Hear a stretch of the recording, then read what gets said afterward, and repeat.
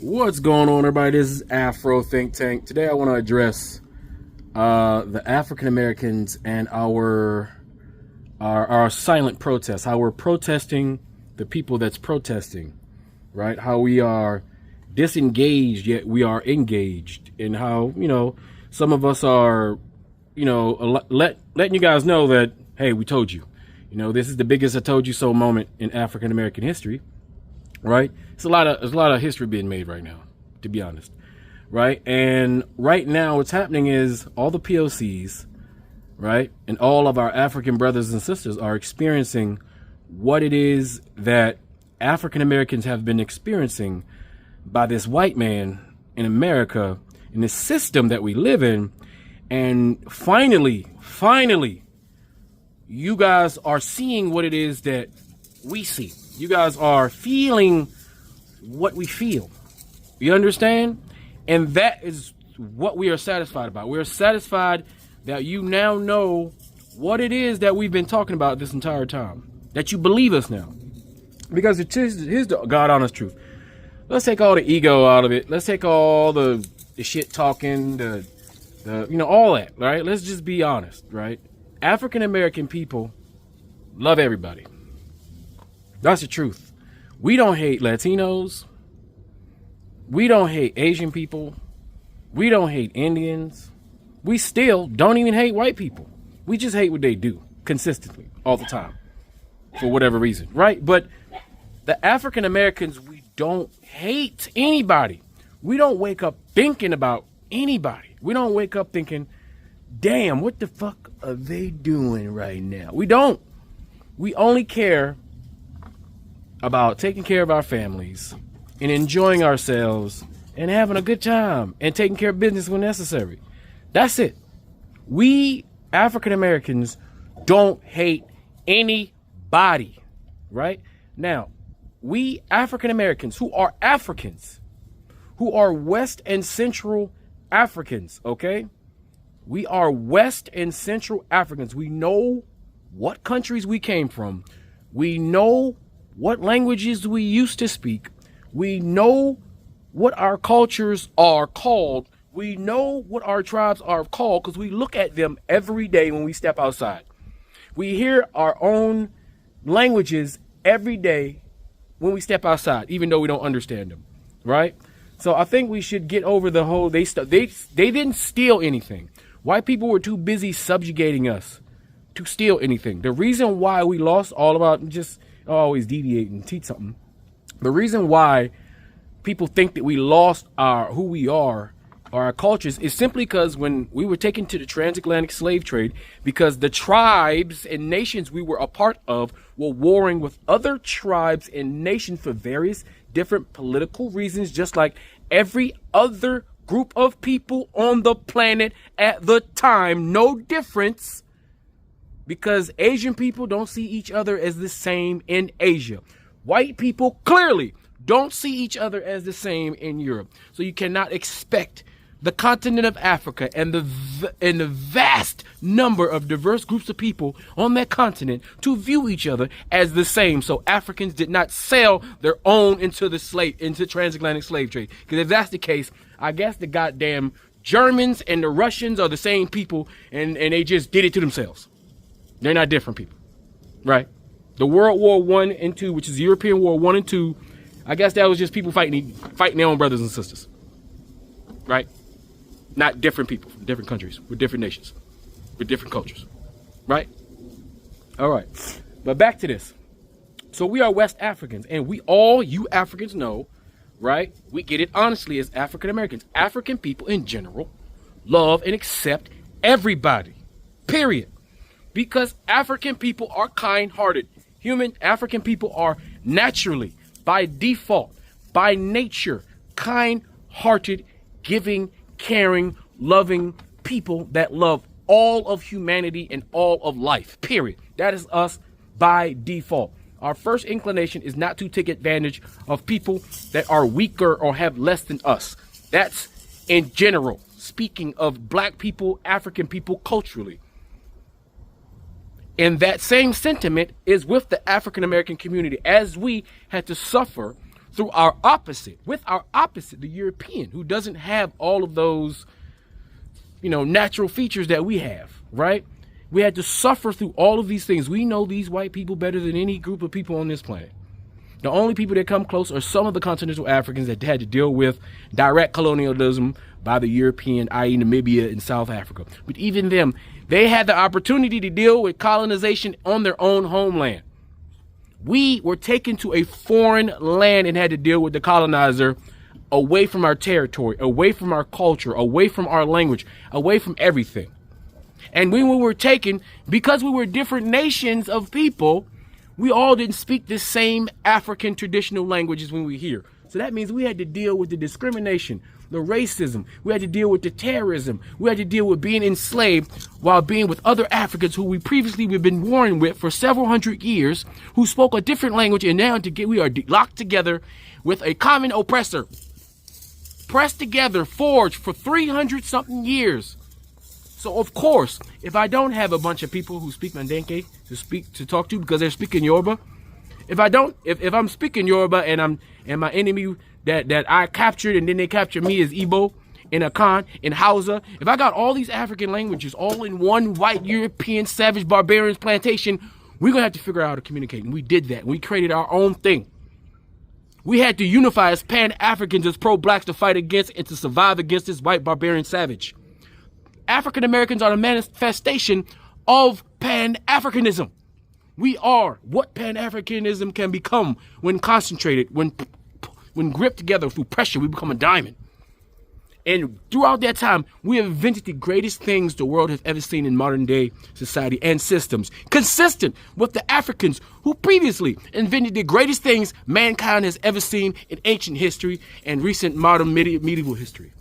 So culturally, consistently, African culture says we invent systems and we invent things that make life better for humanity. So we're still doing the same thing. So we have culture. So when some ignoramus African dude comes on the internet who don't know what he's talking about, but he says it with a lot of confidence and says African Americans don't have culture, me as a Pan-African who knows his history and an African American, I know he's just a silly. He's just grandstanding. He's ignorant. He's not to be taken seriously, no matter how much energy he has when he says it. No matter how much he can cross his legs and shine his bald head and put his glasses on and speak like he has a vocabulary and speak with the intelligence that he knows about other things, while insinuating that African Americans, the ones who created an environment for his ass to sit on the platform and run his African mouth, don't have a culture, is asinine and ridiculous, and nothing he says should be taken seriously. But for too many years, POCs have been listening to white people, but I understand because white people control the media, right? The same apparatus that teaches these white people to be racist towards black people and POCs and tell them that they are the reason why they're in the situation that they are in, is the same white propaganda media that told you that we weren't shit. That even though we're the ones who built and developed this country, we're the ones who created American wealth, we're the ones who create American culture. We are the backbone, the blood, the veins of America itself. And white people are just there on the skin like bacteria. They're inside our bodies like viruses, sucking the life of us so they can live because they don't have the organs to survive on their own. That's why they need us. That's why they're always in our business. That's why they suck the life out of our continent, Africa. They suck the life out of you. They suck the life out of us. America's foreign policy is the same national policy they have towards African Americans. Same thing.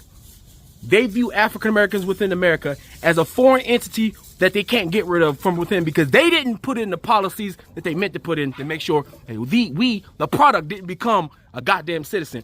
But because we kept fighting and we freed ourselves. We fought all the wars that liberated ourselves. And all we're saying to POCs and Africans is that every opportunity that you got over here in the West that you think the white man gave you, they didn't give you. We fought and clawed and scraped and they resisted and are still resisting it to today. Because as soon as black people got quiet, as soon as we stopped holding the weight of the world on our goddamn shoulders, shit started to crumble.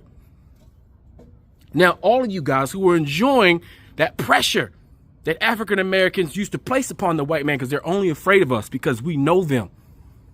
We're forged in the fire of this battle for being here in America. Y'all just don't understand. It's different for us. And all you have to do is join us on the battlefield. But I understand why you guys are apprehensive. I'm in no delusion that you guys don't know the deep and detailed history of America, how things was put together, because you guys are just getting into the information. And I see Africans online right now. They're studying the history of African Americans and showing their appreciation for what it is that we have done and the situations we've provided. America is great because African Americans made it great. White people, if you can see, if you let them do it, they're going to do it. If you don't fight back, they're going to continue to attack you. They've never respected Indian people. White people never respected Indian people. They look at you as weak. I'm talking about you, Indian from India. I'm just letting you know. They look at you as weak. They don't respect you, African people. Why? Well, actually, that's not even true. They respect you because they're afraid of you because they know what you're capable of doing. They have to oppress you for their survival. You got to understand, if you black, it doesn't matter how many words they say, they will break treaties. They will break alliances. They will break their promises. History will prove it to you.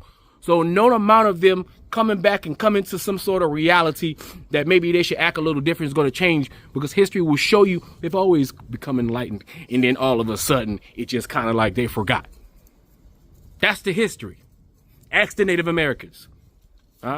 Ask the African Americans who were giving reparations and then they took it away and gave it to them white people whose descendants right now are sitting around voting for Trump, wondering why those farms that their great granddaddy was given to by the government is being taken back by big corporations who own the government.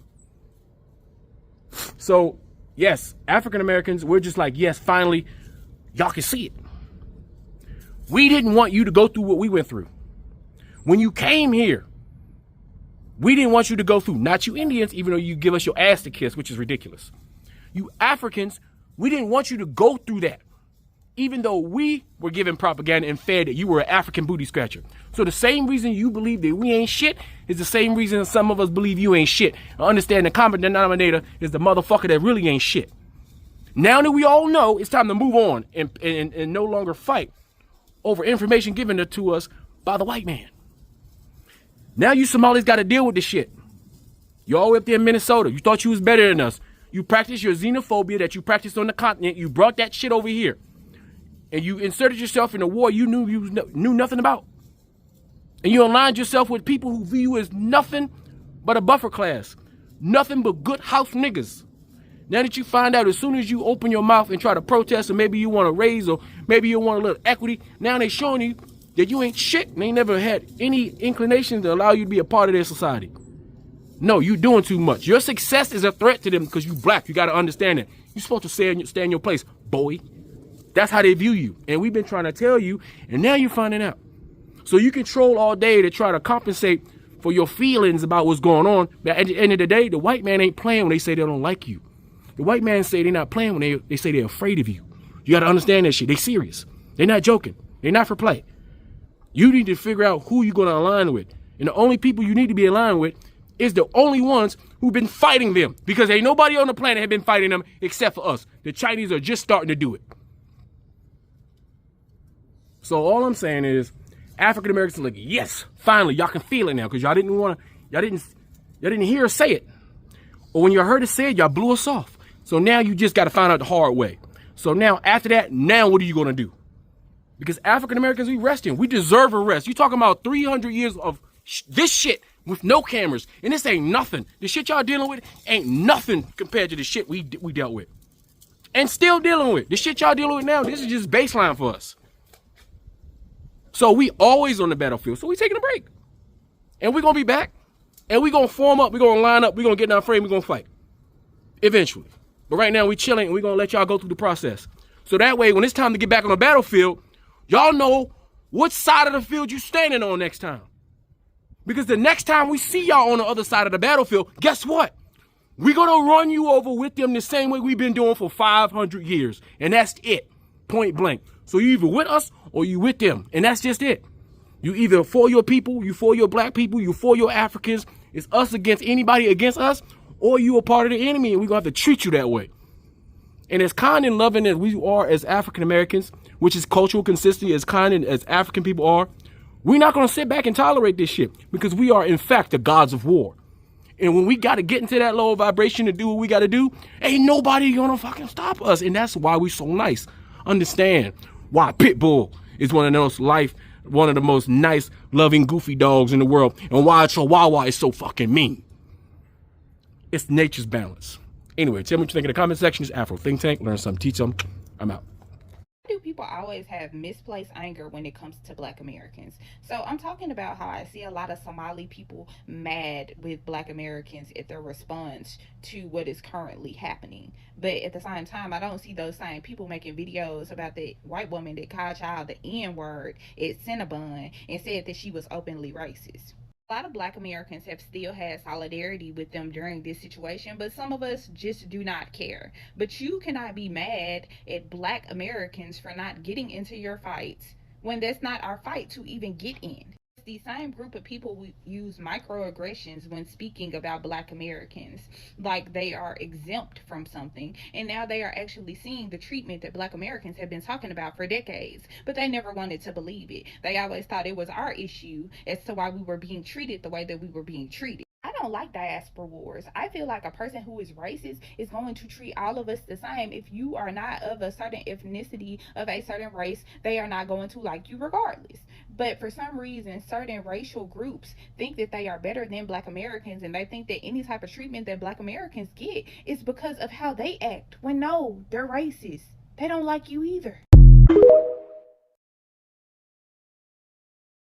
If this video shows up on your For You page, it's for one reason and one reason only, okay? I know you're aware of the commotion that the Somalian community is facing right now, the racism that they're dealing with, the xenophobia, the rise in xenophobia that is being hurled in their direction in their community. And I'm here to remind you to mind your Black ass business. Thank ya.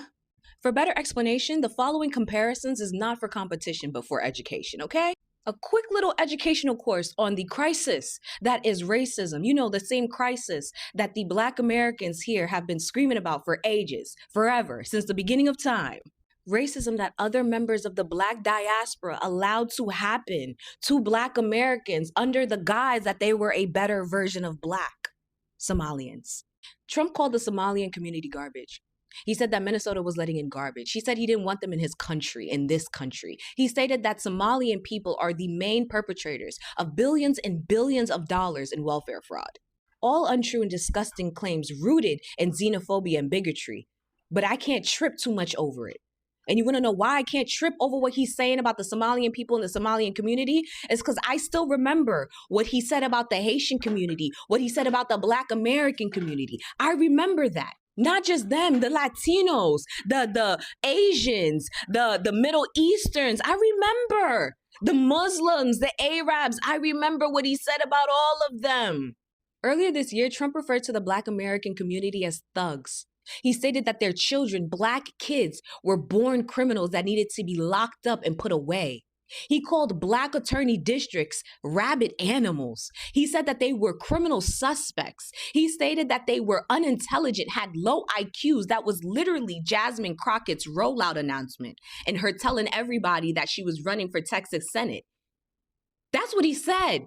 Mind you, this is just the tip of the iceberg. In 2015, Trump called Mexican people grapists. He said that they were criminals that were bringing in drugs illegally in this country. That's why he wanted the wall. In 2017, he reportedly stated that Nigerian people would never leave this country and go back to their huts. In 2017, he called North Korea an embarrassment to China. In 2017, he said that all Haitian people have AIDS. In 2018, he said that Haiti, El Salvador, the entire African continent, he referred to them as shithole countries during a White House meeting, okay? In 2019, the entire xenophobia towards the Asian community, calling it the China virus. You understand? The Kung Fu. In 2014, in October, he said that Puerto Rico was a literal floating island of garbage. That's what he said. The next month, he said that the Haitian migrants over here were eating people's pets.